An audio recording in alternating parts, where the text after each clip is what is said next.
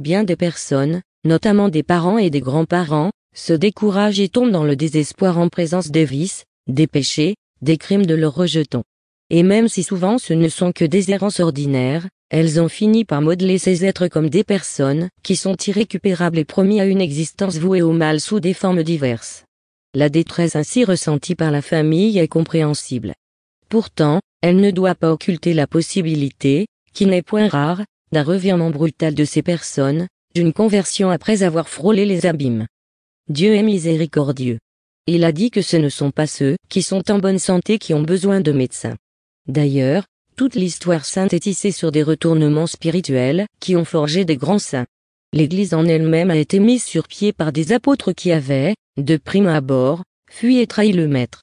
Prenons l'exemple de Pierre qui avait renié 3 fois Jésus et de Paul qui était au départ un persécuteur. Parlons donc de ces 2 exemples qui, tous 2 avaient traversé les ténèbres et en sont sortis vainqueurs alors qu'ils auraient pu terminer comme Judas, cas en effet désespéré pour l'éternité. Certains, qui connaissent ces 2 exemples n'arrivent cependant pas à continuer à prier pour ces proches qui de jour en jour, s'enfoncent dans le bourbier du monde, persuadés que les destinées miraculeuses sont réservées à une petite élite ou bien qu'elles appartiennent à un passé révolu. Dans la vie de tous les jours, ce qui prime souvent, est le sentiment d'échec de l'éducation prodiguée aux enfants dans les écoles et pour eux, les églises ont failli à leur devoir. Ces organismes n'ayant apparemment produit aucun fruit chez ceux qui les ont côtoyés. Il serait tellement plus facile et rassurant que toutes les victoires divines prennent la forme de sol précipité en bas de son cheval. Sachons bien aimés que le temps de Dieu n'est pas le nôtre et les graines semées demeurent parfois très longtemps en terre avant de germer, à tel point qu'elles étaient considérées comme perdues. Tous ceux qui désespèrent du vagabondage personnel de l'un des leurs, doivent considérer cette histoire réelle, du brigand sur la croix qui, après avoir tué des personnes, comme tous les brigands le font, est mort sauvé par Jésus, tout simplement parce qu'il avait reconnu Jésus comme étant le Christ et s'était repenti. Il est difficile de trouver crime plus abominable que ceux commis par des brigands.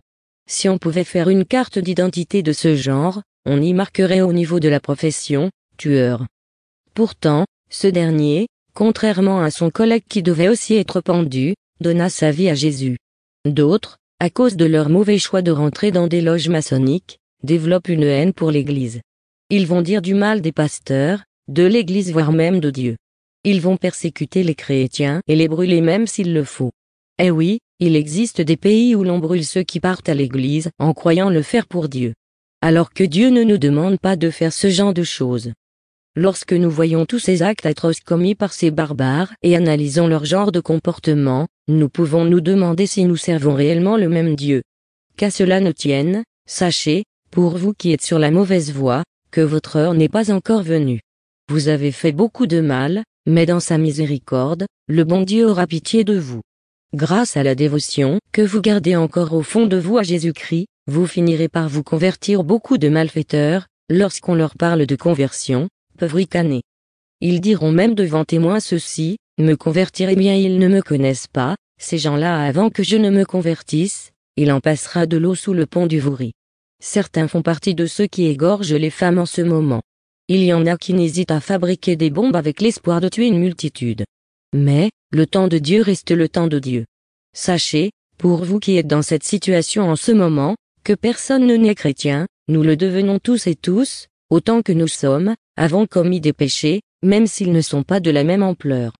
Lorsque Dieu décidera que c'est votre tour de rentrer dans les rangs, vous n'aurez pas le choix, vous allez vous convertir. Je connais des radicalistes musulmans qui sont devenus chrétiens et qui servent Dieu de tout leur cœur. Vous donc qui avez ce genre de personnes en apparence perdues dans votre famille, ne cessez pas de prier pour eux. Vous verrez que Dieu va agir dans leur vie. Si ce message vous a touché et que vous voulez revenir sur le droit chemin, il vous suffit tout simplement de vous repentir et d'accepter Jésus-Christ comme votre Seigneur et votre Sauveur. Et si vous ne savez comment faire, dites tout simplement ceci après moi, Jésus, je reconnais que je suis un pécheur. J'ai fait des choses atroces qui t'ont éloigné de moi et je te demande sincèrement et humblement pardon. Je reconnais que tu es mort sur la croix pour me sauver et pour cela, je t'accepte dès cet instant, toi Jésus-Christ, comme mon Seigneur et mon Sauveur personnel. Viens dans ma vie et aide-moi à changer. Laisse ton Esprit Saint habiter en moi et me convaincre du péché. Rends mon cœur enseignable pour que Dieu le Saint-Esprit me conduise dans toutes tes voies. Merci Jésus. Abonnez-vous à VNews pour être les premiers à écouter ou réécouter les enseignements que vous avez aimés afin que vous soyez édifiés. Soyez bénis.